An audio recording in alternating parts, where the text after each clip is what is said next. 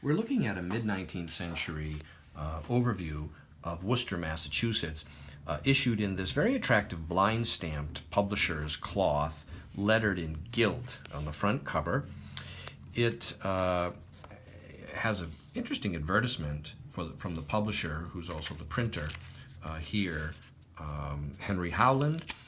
At the front is this lithographed map with original hand color, and it's by L.B. Healy, but it was engraved by W. Emery of Worcester, and it's on a bond paper that's still structurally sound and well preserved. The text block itself is tight, clean, and sound.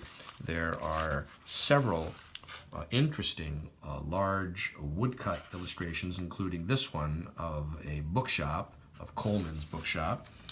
And here are some others of buildings, key buildings in the city.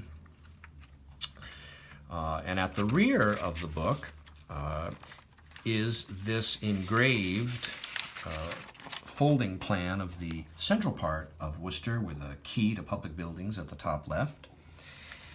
And this book is available on my website, briandemambro.com.